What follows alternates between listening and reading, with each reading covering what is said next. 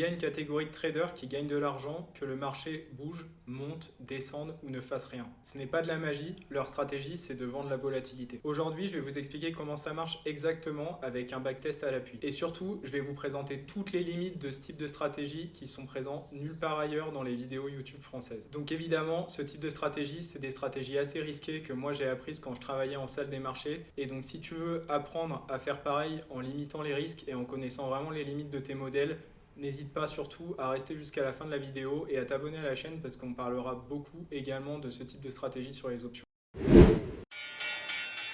Donc tout d'abord, pour commencer cette vidéo, je vais vous expliquer ce que c'est la volatilité pour que ce soit vraiment bien clair pour tout le monde.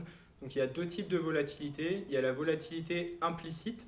Donc la volatilité implicite, c'est la volatilité que l'on voit lorsqu'on regarde le prix des options qui cotent, donc à 3 mois, à 6 mois, à 12 mois.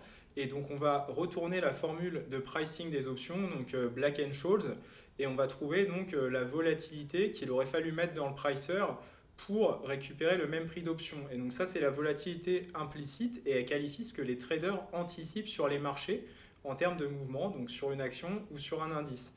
Le deuxième type de volatilité, c'est la volatilité réalisée.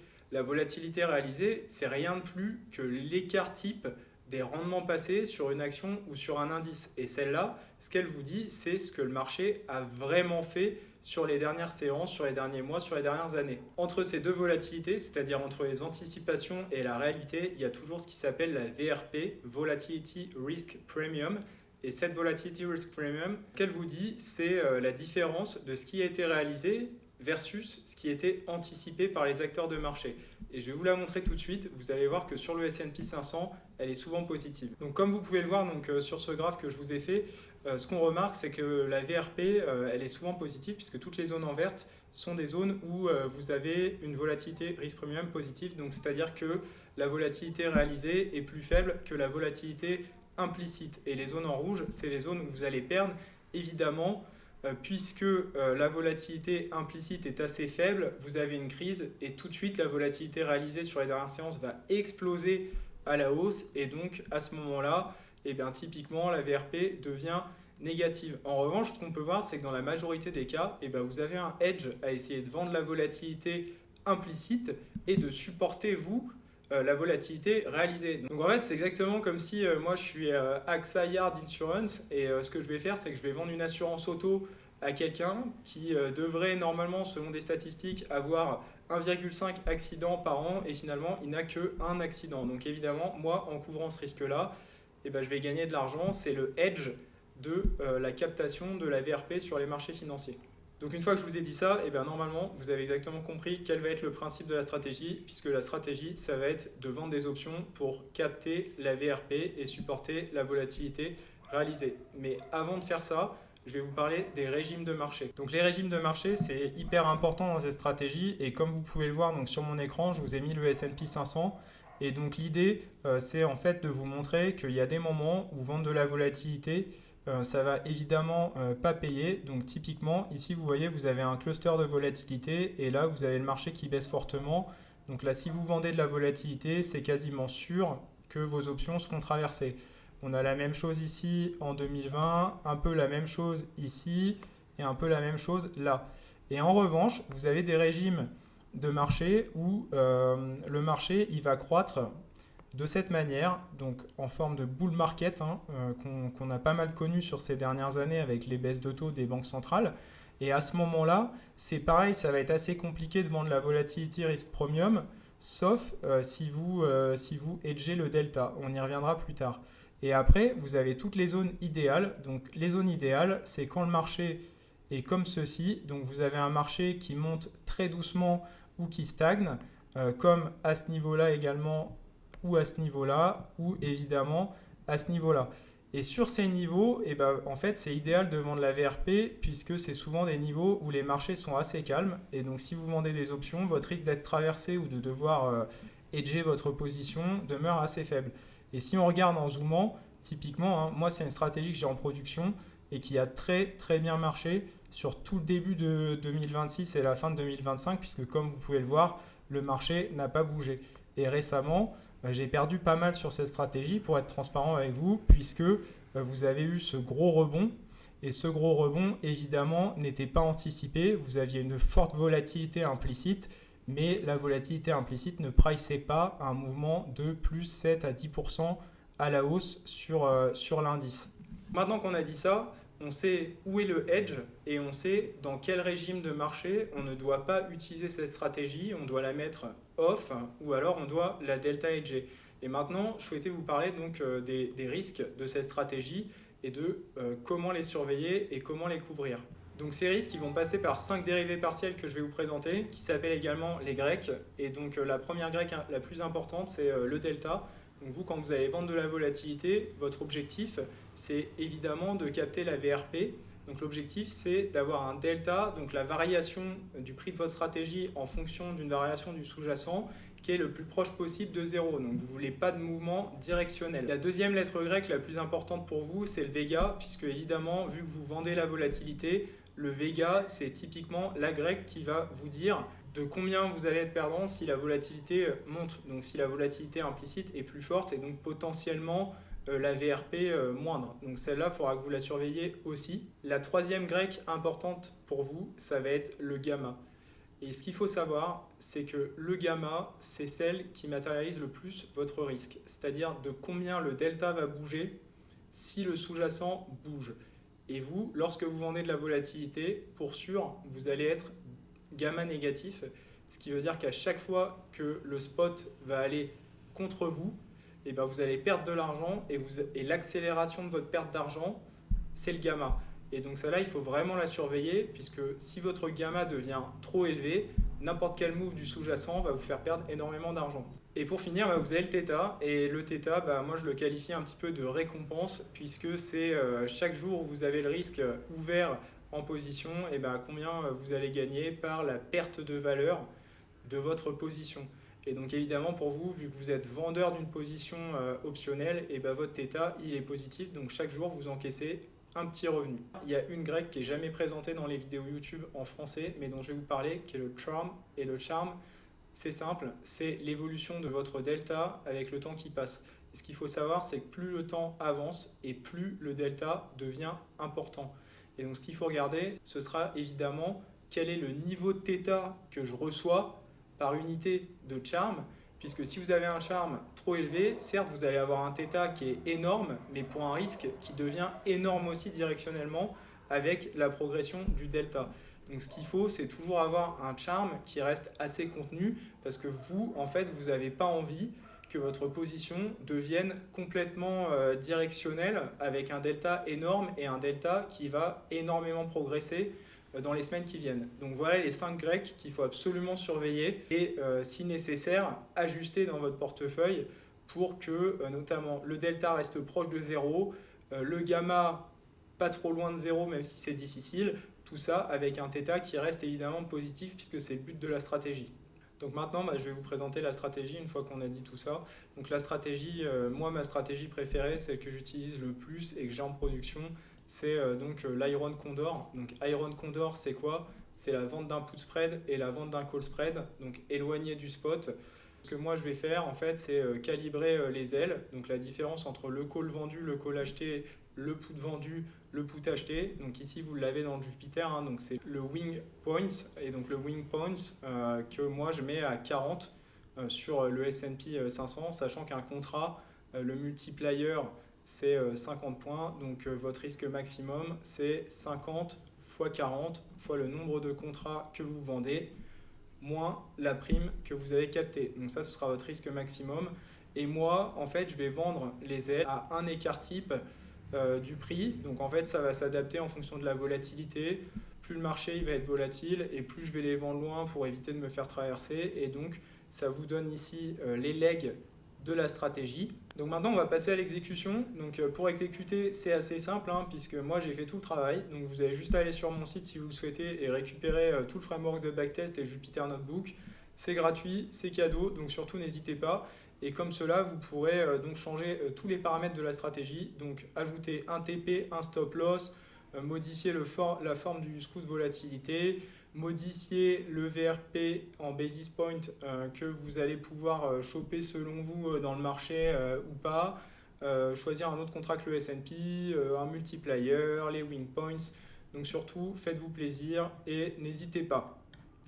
Donc moi, ce que je vais vous runner comme stratégie, on part avec 1 million de capital, wing points 40 comme je vous l'ai dit.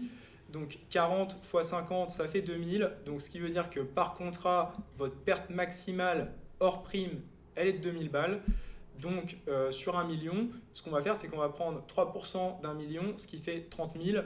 On va diviser par 2000 et donc on arrive à 15 contrats. Donc 15 contrats, ce sera le backtest, on va dire, conservateur, où vous êtes sûr de ne pas avoir de problème, ni de marge, ni d'appel de votre broker qui vous dit de ramener des capitaux.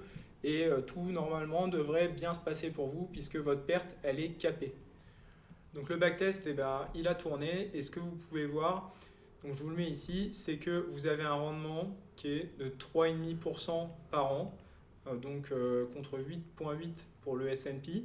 Donc voilà, par contre, vous avez un Sharpe ratio qui est exceptionnel, donc à 1,38, donc ce qui veut dire que votre risque par rapport au rendement est très fort, puisque au-dessus de 1, c'est assez fort. Sachez que pour travailler chez Citadel, il faut présenter une stratégie supérieure à 2. Donc graphiquement, comme vous pouvez le voir, hein, on a un super Sharpe. Donc ce que vous voyez ici, c'est qu'on n'a quasiment pas de drawdown et en fait notre stratégie c'est quasiment une ligne droite. Donc vous n'avez pas du tout la volatilité du S&P et là donc vous voyez tous les drawdowns. Donc tous les drawdowns, c'est les moments où notre Iron Condor il va être traversé par le marché littéralement et donc on n'aura pas eu de delta hedge, rien, hein. On est entre guillemets tout nu, la mer se retire et donc on perd 30 ou 40 000 one shot et c'est comme ça, c'est le prix pour avoir des gains constants sur la durée. Donc ce qu'il faut bien garder en tête, c'est que ce type de stratégie, donc la vente d'options, peu importe que ce soit un Condor, vente de call, vente de put, elle se fait encore une fois sur marge. Donc si vous voulez vous documenter sur ce sujet, n'hésitez pas à aller voir ma première vidéo sur les Turtle Traders où on avait une stratégie qui était littéralement sur marge et qui venait donc overlay d'une stratégie S&P. Et donc moi là je vais vous montrer également ce que ça fait si on combine donc la vente d'Iron Condor 3 semaines à chaque fois sur 20 ans et qu'on capitalise donc les gains, les profits sur le S&P 500. Donc pareil, hein, pour faire ça vous avez le code dans le Jupiter, donc n'hésitez pas à le runner. Et donc moi ce que j'ai fait, c'est que je vous ai mis donc le Condor tout seul, ensuite le S&P en buy and hold, le Condor plus S&P 100%, donc là on ne le fera pas forcément parce qu'il faut quand même garder un peu de cash, et donc le Condor plus investissement sur le taux sans risque et 50% S&P plus la stratégie Condor. Et donc ce que vous voyez, hein, c'est que Condor plus SPX, clairement ça explose tout, puisqu'en fait vous avez capté tout l'alpha et le lissage on va dire que vous apporte l'Iron Condor. Donc littéralement vous avez un ratio de Sharpe qui va être à 0,65, donc il baisse parce que le ratio de Sharpe du S&P il est à 0,53. Donc vous avez une part de S&P, une part de Condor, donc évidemment votre ratio de Sharpe il est à peu près au milieu. En revanche vous pouvez voir, hein, donc vous allez gagner 11,6% annualisé, donc ce qui est on va dire beaucoup plus que le S&P 500 puisque vous allez lui mettre littéralement plus de 2% par an, ce qui sur le long terme fait vraiment une grosse différence en capital puisque c'est la différence entre 496% et 920%. En revanche, vous allez avoir un drawdown évidemment qui est proche de celui du S&P puisque vous allez prendre tous les drawdowns du S&P plus ceux de votre Condor. Donc là, vous n'avez plus du tout de protection. Maintenant, si on fait 50% S&P plus le Condor, là on a vraiment un drawdown qui est limité à moins 30% et on prend 470% de perte assez proche du S&P. Je vous rappelle que là j'ai mis des paramètres très conservateurs et donc vous pouvez leverager un petit peu plus, même si je ne le conseille pas, surtout aux débutants, parce que il faut d'abord apprendre à gérer son risque et apprendre à gérer ce type de position et bien comprendre la volatilité et les mécanismes de marché. C'est d'ailleurs pour ça que je suis là. Donc pour l'instant, ne vous lancez pas avec énormément de leviers. Maintenant, étant donné que l'objectif de cette chaîne, c'est de vous apprendre la finance quantitative et de pouvoir vous accompagner dans la construction de vos algos de trading et de vos stratégies quantitatives, l'idée, c'est pas de vous vendre du rêve. Donc moi, ce que j'aime bien, c'est vraiment démonter mon travail et challenger le backtest. Donc ici, en fait, ce que je vais vous montrer, c'est ma modélisation du SKU de volatilité. Donc c'est littéralement à quel niveau on va vendre la volatilité et quand. Et donc moi je l'ai modélisé avec un modèle SVI et comme vous pouvez le voir, on a des screws qui sont quand même assez plats. Je vous montre là juste à côté le screw du S&P actuellement là, sur les 3 prochains mois et comme vous pouvez le voir, moi c'est pas très pentu. Donc la curvature du screw est assez flat et donc ça va être à l'avantage de notre backtest puisque en fait on va jamais avoir nos ailes qui vont vraiment se tendre énormément en cas de forte baisse des marchés et là c'est littéralement un moment où en mark to market on va prendre vraiment des gros drawdowns donc bien plus importants que sur le backtest et puis également on pourra aussi pas vendre les options de la même manière et souvent ce sera plutôt à notre désavantage. Donc en fait là si je modifie le screw et que je le tends très fortement, et ben vous pourrez voir que le backtest il sera beaucoup moins bon. Donc ça c'est la première limite. Et la deuxième limite, mais qui peut être cette fois à notre avantage ou à notre désavantage, c'est que moi j'ai laissé la VRP à 0 pour des raisons que je n'ai pas backtesté sur un signal de VRP. Sachez que vous avez les données dans Interactive Broker, vous pourrez récupérer IV sur RV historique sur le S&P, donc ça pourrait vous donner un ordre d'idée de à quel endroit je vends, à quel endroit je rachète et ça donc ça pourrait être l'objet d'une autre vidéo mais moi je ne l'ai pas fait donc je laisse la VRP à 0 parce que si je la mets positive de 250 bips mon backtest il va être totalement faux et si je la mets négative de 300 bips mon backtest il va être aussi complètement faux. Donc ça c'est la deuxième limite qu'il faut avoir en compte sur ce que moi je suis en train de vous présenter. Donc maintenant et pour terminer cette vidéo je vais vous expliquer ce que moi je fais. Donc moi ce que je réalise donc toutes les 3 semaines c'est exactement ça.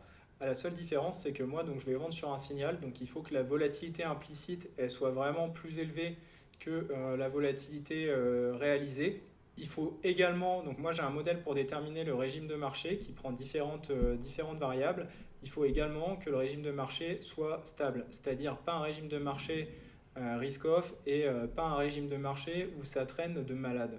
En ce qui me concerne, je vais également venir apporter 2 sources de protection sur ma stratégie en production. Donc si la volatilité implicite baisse très fortement sur les marchés par rapport au niveau où moi j'ai vendu cette volatilité, et ben, je vais venir la scalper, donc je vais venir hedger en achetant des futurs sur le VIX, ce qui va littéralement me couvrir des prochains mouvements de vol et donc je vais sécuriser une partie de la VRP que j'ai déjà acquise en cours de trade. La deuxième chose que je vais venir faire, c'est delta hedger la position. Donc moi, je veux littéralement que mon delta reste proche de 0. Pour ce faire, il y a 2 solutions. La première solution, ça va être si le marché monte beaucoup, vos calls ils vont être testés par le marché. Et à ce moment-là, vous allez pouvoir remonter un petit peu vos puts, sécuriser du crédit et donc augmenter votre delta. Et si le marché vient baisser et fortement et tester vos puts, voire les traverser, vous allez pouvoir abaisser les calls et pareil, récupérer une prime supplémentaire puisque les calls plus bas ils sont plus chers et sécuriser une partie du crédit. À la fin des fins, vous pourriez vous retrouver avec littéralement un butterfly, donc un straddle, mais avec les ailes coupées. C'est pas forcément l'idéal puisque vous êtes quasiment sûr de prendre une paume à terme. Mais moi, ce que j'ai remarqué, c'est que souvent, quand le marché devient très volatile et va contre nous, en faisant ça, souvent, on termine avec un butterfly et la perte, elle reste très contenue, donc très très loin de la perte maximale qu'on pourrait se prendre. Donc maintenant, je vais venir protéger la communauté et je vais vous expliquer sur quel type de trade je ne rentre jamais. Donc la vente de volatilité par vente de straddle. Donc un straddle, c'est exactement comme ce que je vous ai présenté, sauf que vous n'avez pas les wing points. C'est-à-dire que votre stratégie, elle est littéralement complètement ouverte. Et donc, si vous faites ça, ça dit perte illimitée. Moi, perte illimitée, personnellement, j'aime pas ça parce que j'ai pas de hedge à savoir dans quel sens le marché va. Moi, personnellement, je suis trader quantitatif et ce que le marché va faire, j'en sais rien. Et donc, moi, je veux réellement capter du hedge et je veux pas avoir des stratégies où j'ai une perte illimitée parce qu'on n'est pas à l'abri d'un mouvement de 7%. On l'a bien vu sur les dernières semaines. Et la deuxième chose sur laquelle je ne rentre jamais, c'est je ne rentre jamais de vente de volatilité, à part sur les résultats d'entreprise, et je vous présenterai cette stratégie dans une autre vidéo. Je ne rentre jamais sur de la vente de volatilité sur single stock equity, tout simplement parce que les single stocks, c'est vraiment trop volatile, et la moindre news, c'est littéralement un moins 15, plus 15, on n'en sait rien. Et des fois, c'est des news vraiment, on ne pourrait pas croire. Hein. Vous avez Claude sort un nouveau modèle et Microsoft prend moins 10, on parle littéralement de Microsoft. Microsoft, elle est au sommet du facteur quality des equity, hein, moins 10 sur une journée. Donc évidemment, pour moi, il y a trop de risques et je trouve que le hedge, il se résorbe et souvent la volatilité réalisée a tendance à être beaucoup plus haute que la volatilité implicite. Enfin, du moins, pas souvent, mais en d'autres termes, par rapport au S&P où on a vraiment le hedge ou sur l'indice, souvent la volatilité est surpricée. Sur les single stocks, c'est exactement l'inverse. Ça peut être sous-pricé, surpricé, on n'en sait rien et donc moi je ne le joue pas. La pire des choses qui puissent vous arriver typiquement, c'est de faire ça sur une stock assez peu liquide ou un peu plus mid-cap et que vous preniez une OPA sur le titre et là vous êtes littéralement ruiné, surtout si vous l'avez fait avec un straddle. Donc ça, je vous le déconseille. Donc si vous appréciez ce type de stratégie et que vous avez envie de développer vos stratégies quantitatives, et ben la première chose à faire, c'est de vous abonner à ma chaîne et de laisser un like sur la vidéo pour me soutenir et m'encourager à vous donner plus de valeur encore dans les prochaines vidéos. Gardez surtout bien en tête que la vente de volatilité sur les indices, c'est une stratégie qui peut vraiment être rentable et rapporter gros, mais qu'il faut vraiment bien la gérer avec une bonne infrastructure, une bonne gestion du risque et éventuellement de bons algorithmes de trading via IBKR ou sur les cryptos qui vous permettent de hedger votre risque. Donc si vous voulez travailler tout ça avec moi, n'hésitez surtout pas à aller sur mon site, à au moins vous inscrire à ma newsletter, à télécharger le Jupiter et sinon à prendre rendez-vous avec moi pour être accompagné dans vos stratégies quantitatives et algorithmiques. Et sur ce, abonnez-vous à la chaîne et on se voit la semaine prochaine.